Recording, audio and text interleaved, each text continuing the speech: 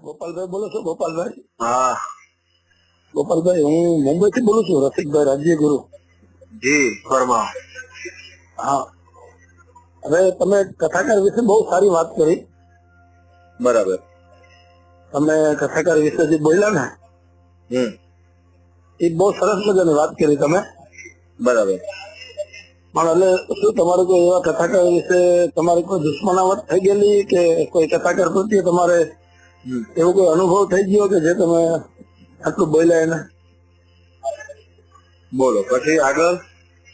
ના એટલે ઈ જ તમને કહું છું કે એવો કોઈ અનુભવ થયો તમને કે જેનાથી તમારે આવું એકદમ બોલવું પડ્યું? એટલે એનો મતલબ એવો કે મને અનુભવ ન થાય તો મારે કોઈ ખોટી વસ્તુ હોય એના વિશે બોલવું નહીં, એવું ખરું? નહીં એટલે એવું નથી. તમે એકદમ પરફેક્ટ છો. તમે જે બોલ્યા એ બરોબર બોલ્યા. બરોબર બોલ્યા હોય તો પછી દુશ્મની ની વાત જ ક્યાં આવે? ખોટી વાત ને ખોટી કીધી એમાં પછી એમાં ખુલાસો થોડો હોય કે મારે કોઈને તકલીફ છે એટલે હું બોલ્યો. તમે માનો છો કે વાત હું સાચી બોલું છું તો પછી એમાં તમારે બીજું ક્યાં આવે છે મારે કોઈને દુશ્મની થી બોલ્યો છું કામ તેમ બોલ્યો?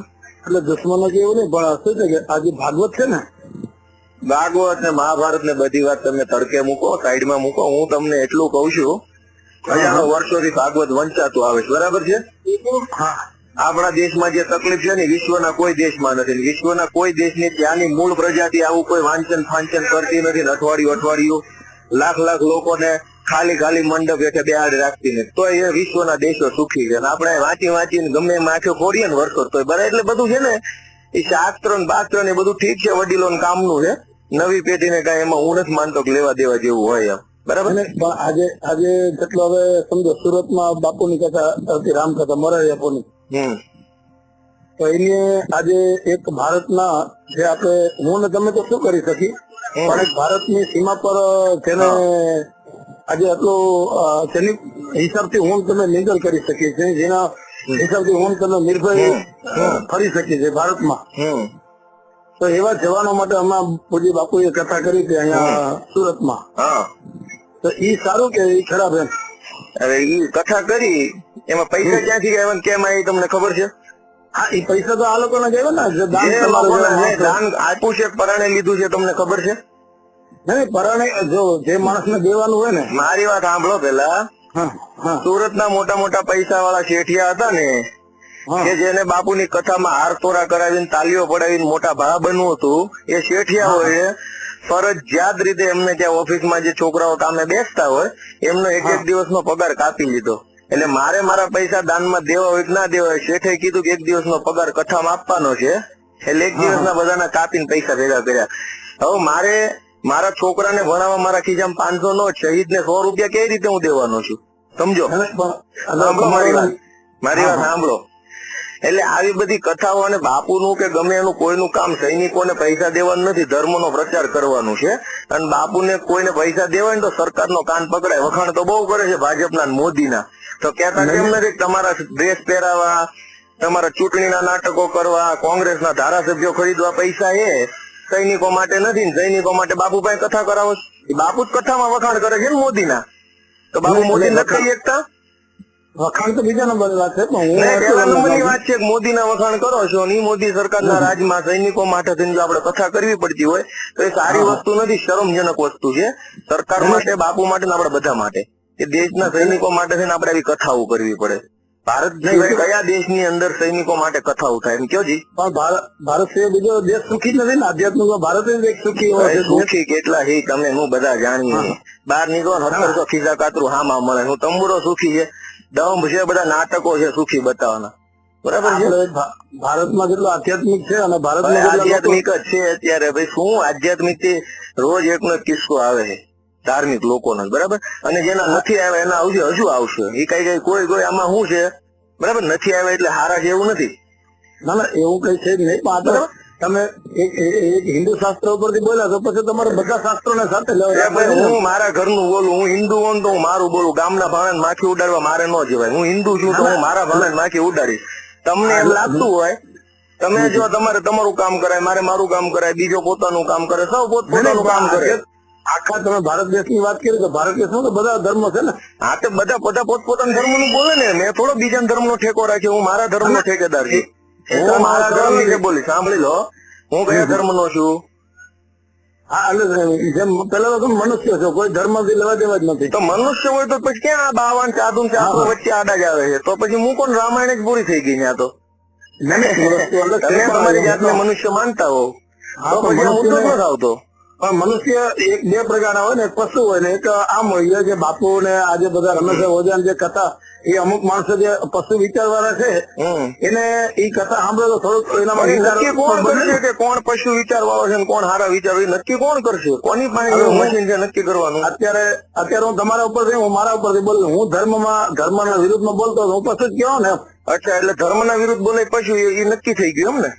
હા, એટલે એક તમે ધર્મની તરફેણમાં બોલો એટલે તમે માણસ અને હું વિરોધમાં બોલું એટલે હું ધર્મના એટલે પશુની વાત નથી. આ મારા ઉપરથી હું કહું છું, હું તમારા ઉપરથી હું એટલું જ શિખામણ લીધી કે તમે એવા સર્ટિફિકેટ આપો છો કે જે ધર્મની વિરુદ્ધમાં.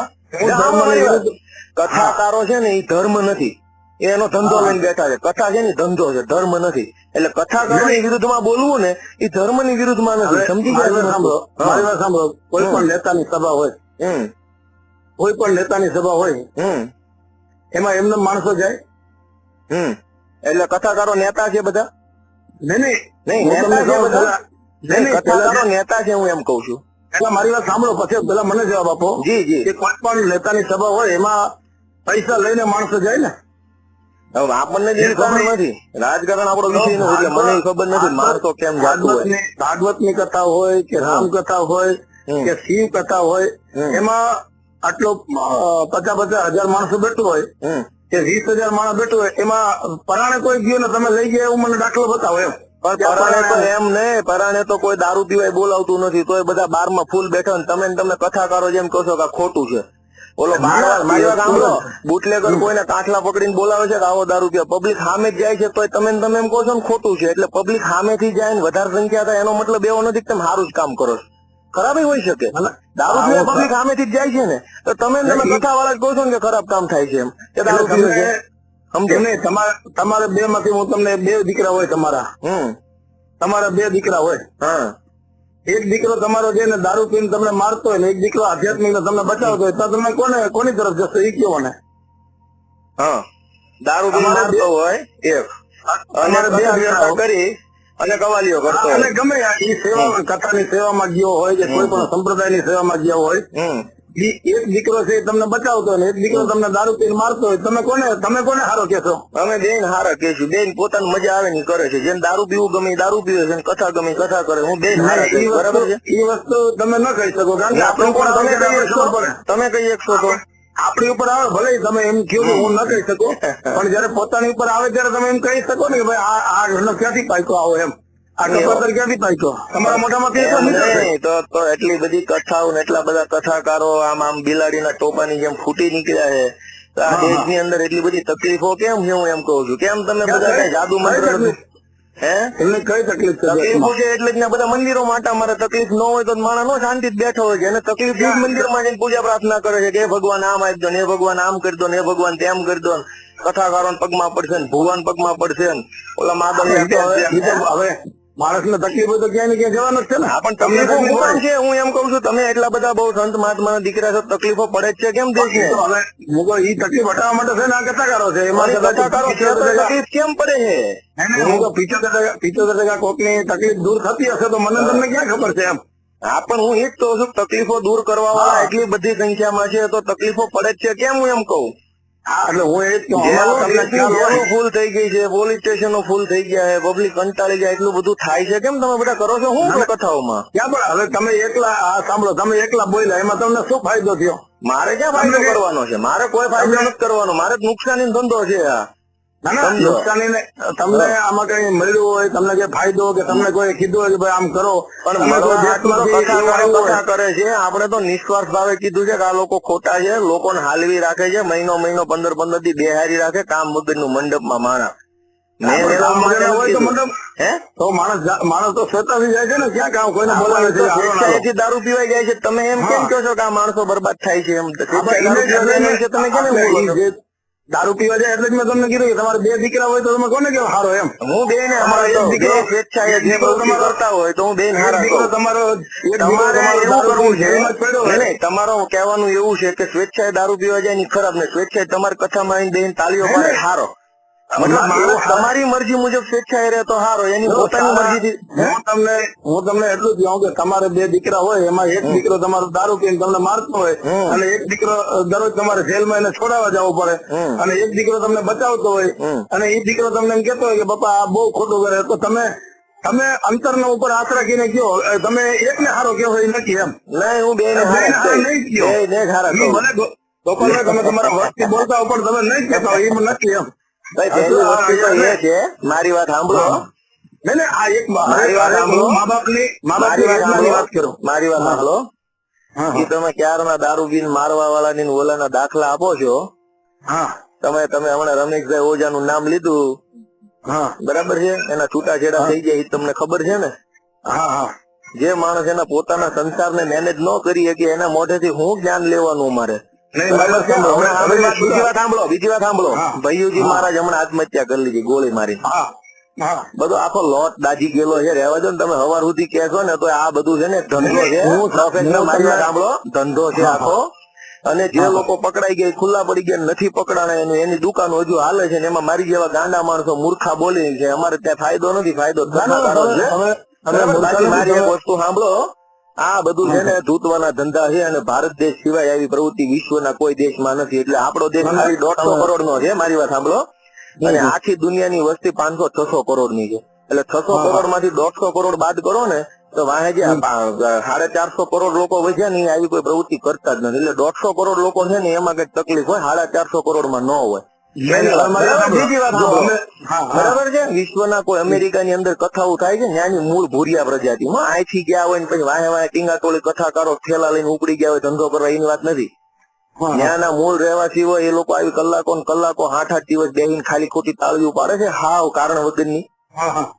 વિશ્વમાં Africa, Australia, Britain, New Zealand, Japan, ચીન, ઇન્ડોનેશિયા, ઇઝરાયલ જેવા દેશની તાકાત શું છે તમને ખબર છે? અમેરિકા એમ તું તારી નથી કરી શકતું. આપણે ગુજરાતના સૌરાષ્ટ્ર જેટલી વસ્તી છે ઇઝરાયલમાં, કેટલી? સૌરાષ્ટ્ર જેટલી. સાંભળો. અને અમેરિકા એને છે ને તું તારી નથી કરી શકતું. એની તાકાત શું છે ખબર? વિજ્ઞાન અને ટેકનોલોજી. કથાઓ નથી. તો પછી બહુ બધી કથાઓ તાકાત બોર્ડર ઉપર બેહારો, પાકિસ્તાન ને બાવીને ભૂકો કરી નાખો, અમે તો રાજી છીએ. હવે મારી વાત સાંભળો. આપણે આબુધાબીમાં બાપુની કથા હતી. હવે આબુધાબી ના શેખ હતો ને, શેખ ઈ આ 7 દિવસ આવીને બેઠો હતો કથામાં. એ બધી માર્કેટિંગ સ્ટ્રેટેજી છે ભાઈ. એક વસ્તુ તમે સમજો, દાઉદ ને બોલાવો તો દાઉદ આવીને બેહે. સમજ્યા? આ બધી માર્કેટિંગ સ્ટ્રેટેજીઓ. શેખ આવીને બેહે એટલે બાપુનો ભાર વધે. બાપુ દુબઈ કથા કરે એટલે બાપુનો ભાર વધે. હવે બધું જવા દો. હું તમને શું કહું, હું તમારા જેવો જ છું. હવે એક વાત કરો, તમે ક્યાં રહ્યો પેલા એ મને કહો. હું રહું છું ટીંડી, ભાવનગર જિલ્લો. અચ્છા, સુરત નથી રહેતા? સુરત ક્યારેક ક્યારેક જાઉં છું, અમદાવાદ જાઉં, ફરતો જાઉં મોટા ભાગે. હવે તમે એક વાત કરો, તમે આયોજન કરો, હું કથા વાંચું. તમને પ્રિય હશે ને એવી કથા વાંચું. જો એક વસ્તુ સમજો, કથાનો મુદ્દો થાવ પાયામાં ખોટો. એટલે હું વાંચું, તમે વાંચો, ફલાણા વાંચે, એનાથી મતલબ જ નથી. તમે જે કહેશો ને એ આપણે કથા નામ નહીં રાખીએ, બીજું નામ રાખજો. હાલો, એ તમે વિચારો. કરશું ધીરે ધીરે. મારી વાત સાંભળો પેલા. મારી વાત સાંભળો. આજ જે લોકો માર્કેટમાં છે ને એ રાતોરાત આ જગ્યાએ નથી પહોંચ્યા. હું જે વિચાર સમાજને આપવા માંગુ છું કે ભાઈ આ વસ્તુ આપણા કામની નથી, આપણે ભણવું, વિજ્ઞાન ટેકનોલોજીની દિશામાં આગળ વધવું, તો એ રાતોરાત નહીં થાય. હું મારા પ્રયત્નની શરૂઆત કરી છે, ધીમે ધીમે આગળ વધી. હવે તમે અત્યારે એમ કહો રાતોરાત કાલથી કથા ચાલુ કરવી કે કથાને બદલે બીજું નામ આપીને મંડપ બાંધીને આપણે બીજું કહેવાય, એમ ન થાય. ધીમે ધીમે બધું જેમ થતું હોય એમ થાય. કથાકારો ધીમે ધીમે મોટા થયા એમ આપણે બરાબર. અત્યારે તમારી કેટલા હું તમારી હારે હું એકલો છું. હું કોઈ મારી હારે છે નહીં અને મને પસંદ નથી મારી વાંહે ટોળું થાય કાલ સવાર મને મોટો સંત કક્ષાનો બનાવી દે. બીજો હું છું, હવે તમારી હારે હું છું. હાલો હવે આપણે આગળ વધીએ. હવે તમે ક્યાં આયોજન કરો છો? હું વાંચું, બોલો. મારે મેં તમને કીધું કોઈ આયોજન કરવાનું જ નથી. મારે જે વિચાર કહેવાનો તો મેં કહી દીધો. જયારે જયારે જે કહેવા જેવો લાગશે પાછો હું કહેતો રહીશ. આમાં કઈ મારે કોઈ આખી ચેનલ લઈને નથી બેઠો હું.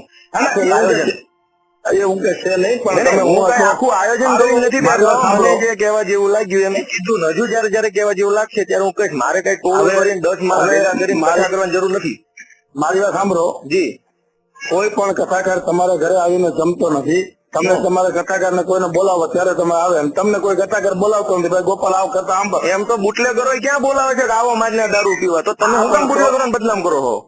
મારી વાત સાંભળો, કથામાં શું કે છે ભાઈ દારૂડિયો છે ખરાબ છે, તમે કીધું ને જુગારિયા ખરાબ છે, દારૂડિયા ખરાબ છે. કથામાં ઈ તમે કહો છો. જો દારૂ વાળા, જુગાર વાળા, તમારા બે હોય વ્યભિચાર છે, મારી વાત સાંભળો, વ્યભિચાર છે, વ્યભિચાર ને ખરાબ માનો છો ને તમે? હું કહું, મારી વાત સાંભળો, વ્યભિચાર છે, મારી વાત સાંભળો, વ્યભિચાર ખરાબ માનો છો તમે? વ્યભિચાર ખરાબ. અચ્છા, તો જે સ્ત્રી છે એ વ્યભિચાર નું કામ કરતી હોય, સામે કોઈને બોલાવે છે?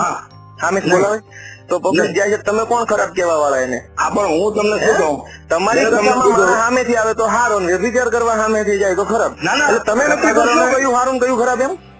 હા, મેં તમને પૂછ્યું કે તમારે પૂછ્યું કે તમારી કથામાં સામેથી જાય તો માણસ સારો, અને એની મરજીથી સામેથી દારૂ પીવા, જુગાર રમવા, વ્યભિચારમાં જાય ખરાબ.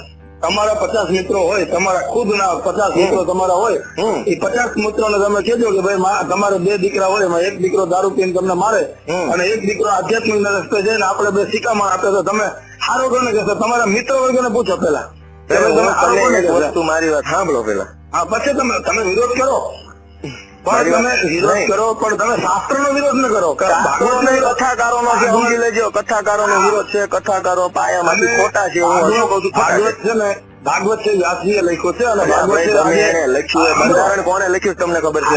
બંધારણ કોને લખ્યું ખબર છે? દેશનું.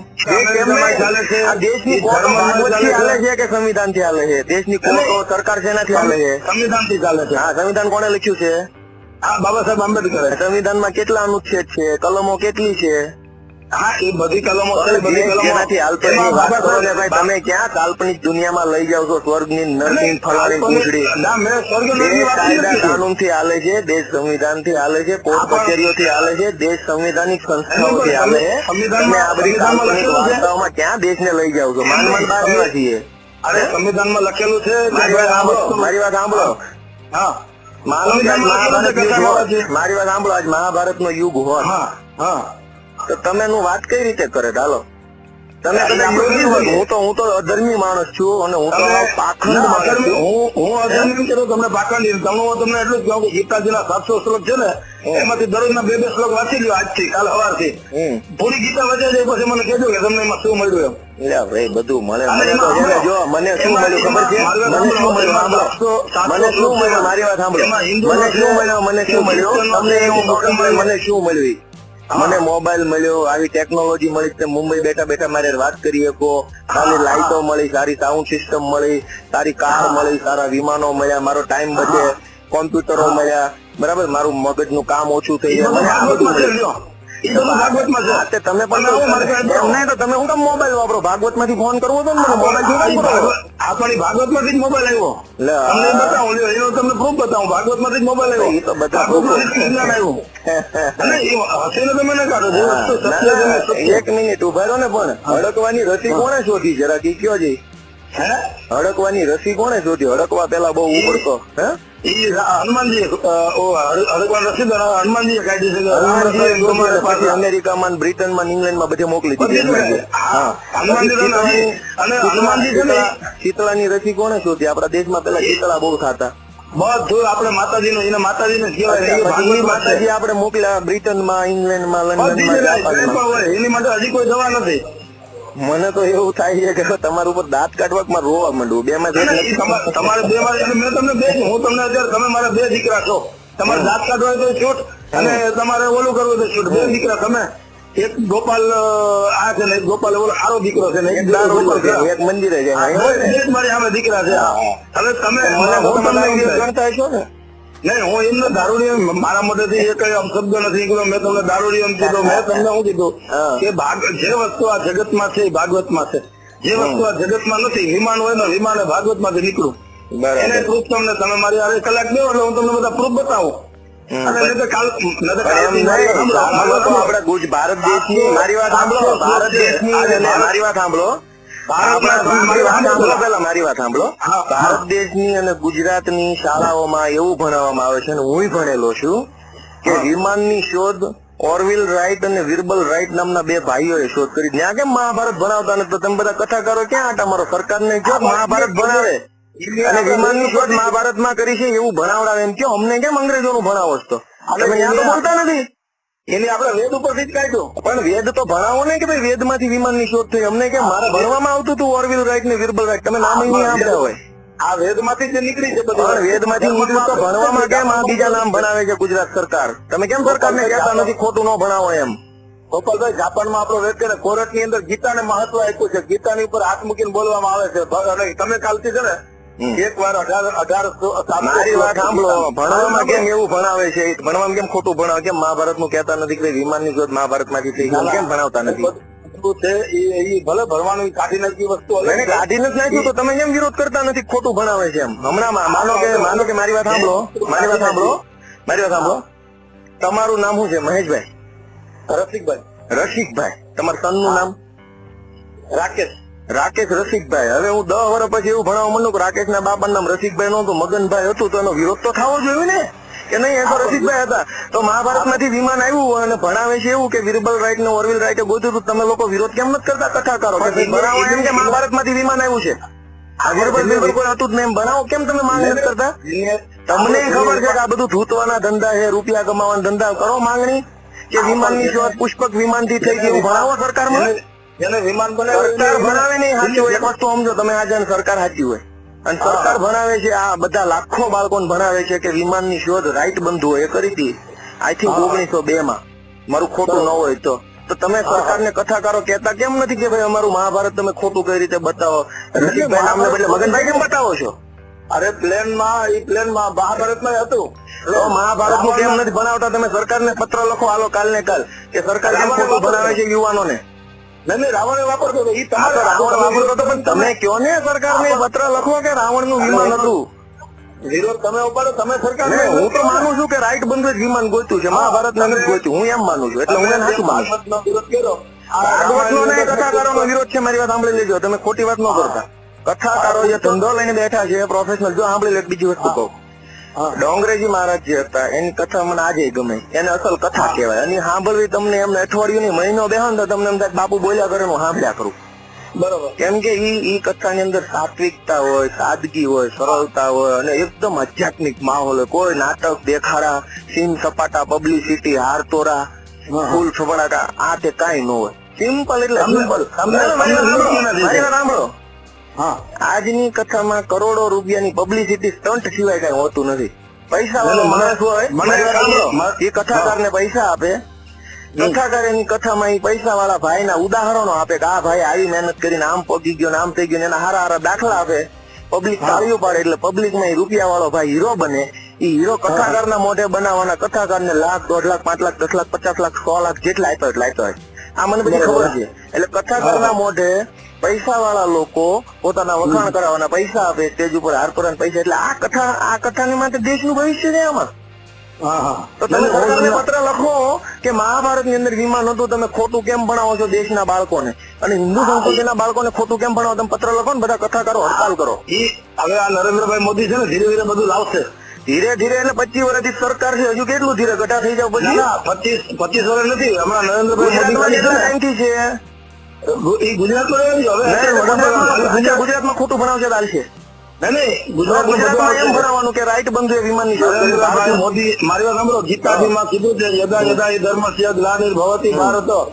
ગોપાલભાઈ મારી વાત સાંભળી લેજો. પેલા ગીતાની અંદર લખેલું છે કે જયારે જયારે ધર્મની હાનિ થશે ત્યારે નરેન્દ્ર મોદી આવશે. નહીં, નરેન્દ્ર મોદી ની વાત નથી કરતો. મહાપુરુષ આવશે. નરેન્દ્ર મોદી થયો ને અત્યારે બીજો કોણ મહાપુરુષ? આજનો મહાપુરુષ એ છે. આજનો મહાપુરુષ. એટલે તમે લાઈન ઉપર આવી ગયા ટૂંકમાં. તો તમારે નરેન્દ્રભાઈ મોદી ને પત્ર લખો અને એને આખા દેશની સ્કૂલોના બાળકોને એવું ભણાવવામાં આવે કે વિમાનની શોધ મહાભારતે કરેલી છે, રાવણે કરેલી છે. મારી વાત સાંભળો, તમારે કોઈથી દુશ્મનાવટ નથી. તમારે 2 જણાથી દુશ્મનાવટ છે, નરેન્દ્રભાઈ મોદી થી ને કથાકારોથી. નરેન્દ્રભાઈ મોદી મારી વાત સાંભળો, તમે રેકોર્ડિંગ કરી લેજો. નરેન્દ્રભાઈ ની સાથે દુશ્મનાવટ વધતી છે અને ઈ જીવશે હું જીવીશ ત્યાં સુધી રહે તમતારે ઈ જે હોય છે. તો મારી વાત નરેન્દ્રભાઈ મોદી ને અમે હું ને તમે વિરોધ કર્યો ને તો હાથી વયો જતો કૂતરા ભરતા હોય ને એ મારી તમારી હાલત કહેવાય. તો કાંઈ વાંધો નહીં, અમે ભસા કરશું, અમે કૂતરા છીએ. બસ ખુશ? રાજી થઈ ગયા તમે? ના, હું તમે રાજી થઈ ગયા? કીધો. કૂતરાથી વિશે ભૂંદરામાં નાખવા છે અમને, તો અમે ભૂંદરા છીએ. કૂતરો હાથીનું કઈ કરી ન શકે. હા, એટલે હું ને તમે બે વિરોધ કરો, હું એ કૂતરો જ થઈ જાઉં. હું વિરોધ કરું તો હું એ કૂતરો અરે જ છું. ભાઈ, તો કૂતરું નહીં, મારી વાત સાંભળો. તમે અમને ભૂંડ કહી દો, તમને મજા આવી જોઈએ. ના, ના, તમારા જેવા મને હું કાંઈ બનવાનું નથી, સમજી લો. તમારા જેવા હું બે હાથ પગ બે વાળો માણસ છું. તમે જે વિરોધ કરો છો ને, તો તમે મને એટલું બોલજો, સ્કૂલમાં કેમ એવું ભણાવવામાં આવે છે કે વિમાનની શોધ અંગ્રેજોએ કરી હતી? વિરોધ કરો પણ મૂળિયા મજબૂત કરો. તમારો વિરોધ છે ને મૂળ વગરનો છે. મૂળ વગરનો વિરોધ વધારે ના હાલે. મૂળિયા મજબૂત કરો. પણ મૂળ વગરનો મારી વાત સાંભળો, મૂળ વગરનો વિરોધ છે ને, તો તમે ત્યાંથી મુંબઈ થી આવીને તમે હું કામ લાંબા છે? એમ નામ લાંબા છે? તમને કઈ દેખાડું નહીં તો તમે હું કામ? પણ એક મારી વાત સાંભળો, મહાભારતમાં વિમાનની શોધ થઈ હોય તો સ્કૂલમાં કેમ ઊંધું ભણાવવામાં આવે છે એનો તમે જવાબ આપો પેલા. પણ એ હવે નરેન્દ્રભાઈ મોદી હમણાં બધું ફેરવશે. હમણાં એટલે ક્યારે ફેરવશે? હમણાં એટલે ક્યારે? અમને ખોટું ભણાવ્યું એનું હું? મારી વાત સાંભળો, 2019 માં તમારા જેવા માણસો નહીં મળે, પણ 2019 પછી આખા ભારતનો સકલ બદલાઈ જાય. તમારી વાત ઉપરથી એટલું સાબિત થઈ ગયું કે આ જેટલા બી કથાકાર માર્કેટમાં હાલી નીકળ્યા છે જે એ ભાજપના દલ્લાઓ છે. એક વસ્તુ શોર્ટ થઈ ગઈ છે, કેમ કે તમે જે દલાલી કરો છો એ ભાજપની કરો છો. મારે ભાજપ હારે લેવા દેવા નથી ને કોઈને અરે મારે હા પકડાઈ ગયા. હવે એટલે ટૂંકમાં વાંધો નહીં. હવે મારી વાત સાંભળો, મને ન પકડો, તમે પકડો. તમે આ તમારા શબ્દો હું તમને આપું. અરે ભાઈ હું તો છે ને અમે એમ કહ્યું ભાજપ વિરોધ દલાલ, તો તમે કોંગ્રેસના દલાલ છે ને? અમે ભાજપ વિરુદ્ધ જેટલી પાર્ટીઓ છે ને બધાને દલાલ છીએ. બોલો હવે કઈ? હા, તો દલાલી કરો તો મારી. હા તો અમે તો કરીએ છીએ, પણ ધર્મના નામ ઉપર નથી કરતા, મહાભારતના નામ ઉપર નથી કરતા. તમે કથાકારો ભગવાનના નામ ઉપર દલાલીઓ કરો છો, વાંધો એનો છે. મારી વાત સાંભળો, તમે ગમે એટલે કૂતરા ભાવવાની વાત કરો. તમને ફરક ન પડતો હોય, તમને ફરક નહીં પડે. તો હું કામ ફોન કરો છો? ફરક નથી પડતો તો નરેન્દ્રભાઈ મોદી નથી પડતો તો ફરક નથી પડતો તો એટલો બધો ફોન કરીને લવ હું કામ કરો? તરત ખબર પડી જાય તમને જામ પડી ગયું છે, ઠેઠ સુધી અડી ગયું છે. આ ફોન કરો ને પછી ખબર પડી જાય કેટલો ફરક પડ્યો છે તમને. મુંબઈ થી અડધી કલાક મને ફોન કરો છો પાછી એમ ફરક નથી પડતો. એટલે અમને બધી ખબર પડે છે ધંધા ઉપર બરાબર નું લાગ્યું છે. ધંધા તમારા કથાના ઉપર અમે કૂતરા છીએ, અમે હડકાયા કૂતરા છીએ. જો બસ ખુશ થઈ ગયા. હવે પૈસા કરો. જય શ્રી કૃષ્ણ. પૈસા કરો. જય શ્રી કૃષ્ણ. દલાલી બંધ કરજો કથા નામે ભાજપની.